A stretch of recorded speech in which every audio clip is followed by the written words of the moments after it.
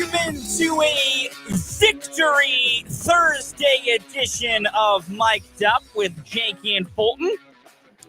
Just Fulton Cast here with you for a very brief edition of the show this Thursday. Jake LeBon has the day off. He will be back tomorrow. But Jake may not care about wins and losses anymore, but you damn know that I do. And the Royals put together their most complete game of 2023 in a 6-0 shutout victory over the Baltimore Orioles last night. The series is evened at 1 game apiece. The Royals will go for a series victory coming up this afternoon from Kauffman Stadium. It is a 1:10 first pitch, which means pregame begins 12:30 right here on Sports Voice of Kansas 580 WIBW. So we are off at 12:30 today. You only get me for about 20 minutes. You know, when you take an account when we start and commercial breaks and yada, yada, yada, you get me for 20 minutes today. But in that 20 minutes, at least for part of it, we're going to celebrate the Royals putting together a fantastic victory and shows what happens when this team actually plays their best players, which are their youngsters. Because in that 6-0 victory last night, that was fronted by 5 excellent shutout innings from the veteran workhorse of Zach Greinke. The young kids, the inexperienced kids, to use the words of General Manager J.J. Piccolo, put together a fantastic effort and a fantastic performance that led the Royals to a great overall victory last night at Kauffman Stadium. As always, you can join in on the show on the text line 785-272-9429 or give us a shout out on our Filling Place Wine and Spirits phone line 785-272-9429. We're also live on YouTube. As always, go to youtube.com. Sports on 580 is the YouTube channel. Subscribe if you haven't. We would appreciate it. You can jump in the comment section as well. We're going to talk a lot of Royals in our short 10 together. We will look at some Chiefs news. The Chiefs made a free agent signing last night. We will get to that. I promise we'll get to it. But to start, the Royals garnered a 6-0 victory over the Baltimore Orioles last night. It was the first time this year the Kansas City Royals shut out an opponent. And it was the first time this year the Baltimore Orioles have been shut out. Which those are two things I never thought would come together, that the Orioles are being shut out for the first time by the Royals of all teams. But when you look at that victory, if you look at it, it should be the precursor for things to come. Because you got 5 shutout innings from Zach Greinke on 44 pitches, which I know Zach Greinke being pulled at 44 pitches has created some very frustrating discourse on the internet. Some people are cool with it. Some people are very against it. Me, you would be surprised to learn that I'm a fan of making smart decisions based on analytics and numbers. And it was the right move to pull Zach Greinke, even though he's only at 44 pitches. But the bullpen finishes up with 4 shutout innings after that. Taylor Clark, Aroldis Chapman, Amir Garrett, and Josh Staumont shut the door. And the Royals offense scores 6 runs on 13 hits. They put together 6 extra base hits. Vinny Pasquantino drives in another 3 runs. He continues to be an offensive tear for the Royals this season. But more importantly, their young players drove the bus for this offense. Salvador Perez went 0 for 4. Your veteran in the lineup didn't do anything really. Now, Sal does a lot of great things instead of hitting, and Sal does usually hit well. So it's not to detract Salvador Perez, but it's to point out this offensive explosion in this game came by the virtue of young players. And by virtue of that is more told in all 6 runs in last night's game for the Royals were driven in by a player aged 26 or younger. The oldest guy who drove in a run last night was Kyle Isbell, and he's 26. But Kyle Isbell, 2 for 3. He has a double. He drives in a run. Michael Garcia's 1 for 3. He drives in a run with a sacrifice fly. Michael Massey was 2 for 3. Michael Massey got a pair of hits. Nick Prado went 3 for 4 again to raise his average since coming back to 400. Now, that's an incredibly small sample size and will not hold, but it's still impressive to see. Bobby Witt Jr. gets one hit, and it's a triple to drive and run. Bobby Jr. 1-4 with a triple, scores a pair of runs, drove in a run. And then the aforementioned Vinny Pasquantino, another 3-for-4, drives in another 3 runs, hits another home run, his team leading 6th home run of the season. I get it that celebrating wins can sometimes be frustrating when we celebrate them the way that we do, because you want winning to just be a thing your team does. Like, you want winning, especially in baseball, a game played with so many games. You just want to be able to win games and go, yay, we won. It's great. But I think it is always important in a game filled with failure. And that's what baseball is. And baseball is a game where you can fail 7 out of 10 times and you are celebrated because those 3 out of 10 times you succeeded. Now, that same logic does not fully apply to winning and losing. You definitely want to win more than 3 out of 10 times. But baseball is a game predicated on the fact that failure is an integral part of it. That struggles exist for every player in the game.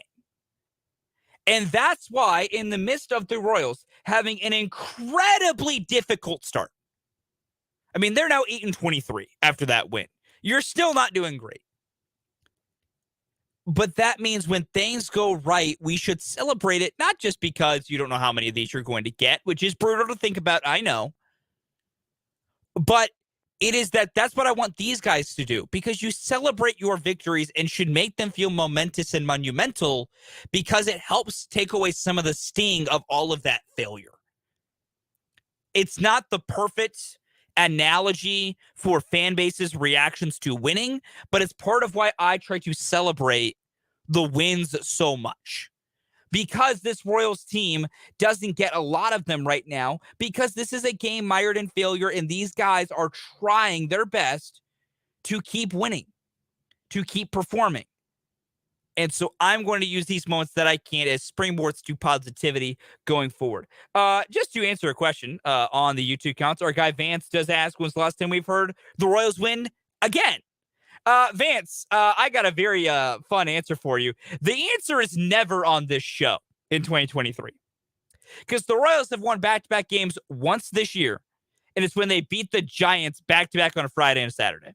So you've never heard Jake or I say the Royals win again on here, because they have yet to win back-to-back games in a row during a weekday. I really hope that changes, and that Jake and I get to come on this show tomorrow, that Jake gets to rejoin me tomorrow afternoon, and we're discussing the Royals taking a series from the Baltimore Orioles, that they win 2 of 3 games against the Baltimore Orioles. That is what I want to have happen.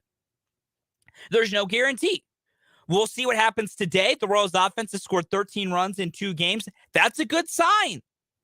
Like, the offense doing this as they have gotten younger, I think, is the greatest sign we can talk about, because so much this year, the thing with the offense was, and we remarked on this, the first 4 or 5 hitters were good enough. Bobby, Vinny, Sal, MJ, and when he started his hitting streak, Edward Olivares. But the bottom of the lineup was such dead weight that rallies would die because there wasn't length to help out the top of the lineup. And I think that's what's changed. You're no longer having Hunter Dozier and Jackie Bradley Jr. at the bottom of your lineup, though Jackie Bradley Jr. did come in defensively last night and did get one at bat. It's now Maikel Garcia. It's now Nick Pratto. It's now Michael Massey starting to hit, like starting to figure out his swing, starting to ever so slowly get on track. It's Kyle Isbell, who broke out of a slump with a little doinking base hit and then got another big hit last night to go 2 for 3. Those guys and those young guys are starting to contribute, and that's giving the lineup length, and that's what this lineup needs. You have your guys at the top that are going to perform in Vinny and Bobby, and even MJ, who's starting to slowly figure some things out, especially with this full turn to the outfield he'll do. Salvador Perez is going to be who he is. But when the back half of your lineup, when the bottom part of the order can actually produce, that is what good teams do. Great teams produce from the back half of their lineup. The Royals last night, and I want to make sure I got this right, from the 6 to 9 spots in the order, so from Prado, Massey, Garcia, and Isbell, they got 8 hits from those 4 gentlemen, pardon me. 8 hits from those 4 gentlemen. That's what you need. That is what's so important. That's the thing that gives you hope and optimism. This Royals team, I think, for all the optimism I even had for them, was never going to contend this year. It would have been a miracle for them to be a 500 ball club. It would have been. They were always going to be about a 70 to 74 win team. And the thing is, that's still within sight. Like, being on pace guy the first week of May is not something I will ever be. Because, yes, you could look at it and go, wow, the Royals, with how bad their winning percentage is, could be on pace to win, X amount of games. The problem is we're a week into the month of May. We're a week into the second month of the season. A lot can happen. A lot can change for a team that starts off so poorly. I don't know if it will, but last night is a good indicator. And we've heard it a bunch, and best from Vinny Pasquantino, who has quickly become the best leader on the field for this team and a great voice off the field to the frustrations these guys are going through. Like, Vinny has told all of us through the media several times, these guys get that everyone's tired of losing. They are tired of losing. They understand that everyone, these low crowds in the ballpark are because they're not winning and that they need to give you a reason to come out and support them. Vinny being such a vocal mouthpiece for this team about the way they're feeling is great because that they're feeling the way you would want them to feel. These guys are sick of losing. Vinny has said so numerous times. They know that they can play better. They know they can win these ball games. And they are all so frustrated to be losing, which is where we as fans are at. We as fans are frustrated with the losing, with the frustration. The players feel it too. And so that's why I'm also so overjoyed when they do win. Because it means the guys that I know are grinding and fighting and trying to be a winning ball club actually get to taste being a winning ball club. It was a great win last night, and I hope they get more today. Speaking of today's game, we'll give you a little brief preview of the game, including today's lineup, which for the third straight day is basically the exact same. It was a carbon copy of the lineup the last 2 nights. There is one change to the lineup today. Bobby Witt Jr. will lead off. He is your shortstop, followed by Vinny Pasquantino. He will play first base today after being the DH the prior 2 days. Salvador Perez batting third. He is your DH today. MJ Melendez is in right field, batting fourth. Nick Prado, your left fielder, is batting fifth. Michael Garcia, your third baseman, is batting sixth. Michael Massey at second is batting seventh. Kyle Isbell in center is batting eighth. And then Freddie Fermin will be your catcher this afternoon. He will bat ninth. So Salvador Perez gets a little half day off this afternoon, all in support of Jordan Lyles on the mound. The Royals will face Grayson Rodriguez for the Baltimore Orioles. Rodriguez is a rookie for the Orioles. He has made 6 starts. He's not allowed a run in his last 2 starts, so I am fascinated to see how the Royals do today. Rodriguez has strikeout stuff. So if you're watching the game today, if you're going to the game today, be prepared. Rodriguez can punch him out. He has 34 strikeouts in 24 in the third innings. He's got the punchies. But who knows what the Royals can do this afternoon and what they will try and do. But this lineup is working. It's playing well. If they don't win the series, they don't win the series. I told you all I wanted 5-5 out of this 10-game homestand, and that accounted for just 1 win against the Baltimore Orioles. They've given me my 1 Orioles win. I want more. As I tell Jake all the time, I'm not satisfied with losing. I hate losing. But in theory, they give me my 1 win, so they would just need still 2 against Oakland and 2 against Chicago. But a series win against the Orioles at home where they've struggled would be fantastic. We got all that coming up for you coming up today. Remember, pregame begins at 12:30 right here on 580 WIBW. First pitch set for 1:10. We'll take our one and only timeout of Mic'd Up in the short edition of the show. When we come back, I got a little bit of Chiefs news to get for you, and we'll wrap things up with the mic drop.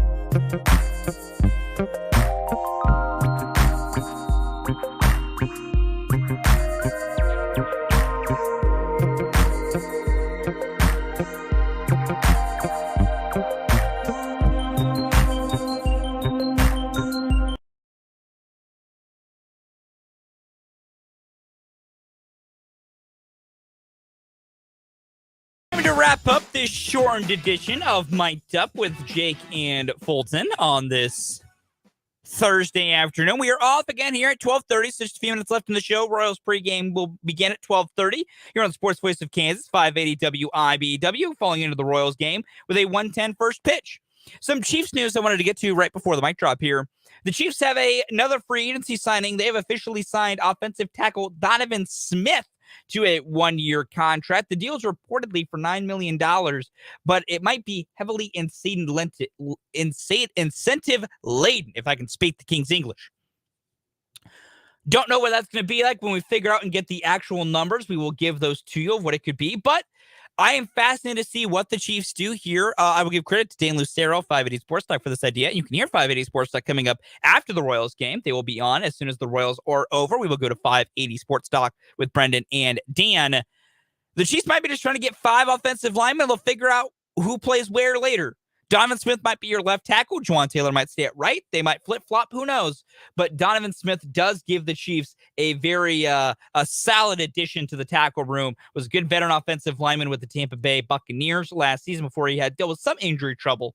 But overall, it is nice to see the Chiefs still taking care of that tackle room, and should be a good spot for him to land with the Chiefs going forward. For the mic drop today, it is very, very simple. First of all, as a Star Wars nerd, May the 4th. Happy May the 4th to all of you out there.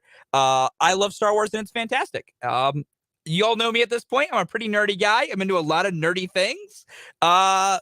But I just love that, and I enjoy it. And hopefully I get to couple enjoying some Star Wars movies later this evening with a Royals win this afternoon. For a Royals-specific part of the mic drop today, it's very simple.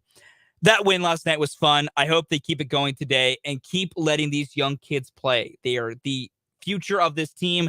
It makes the future actually bright. If the pitching can do anything to keep the Royals in the game, I truly believe that this young lineup, fronted by guys like Bobby Witt Jr., Vinny Pasquantino, Nick Pratto with how well he's playing, I really do think that this team can win a lot more games than people expect and can push to maybe a 74-win total by the end of the year.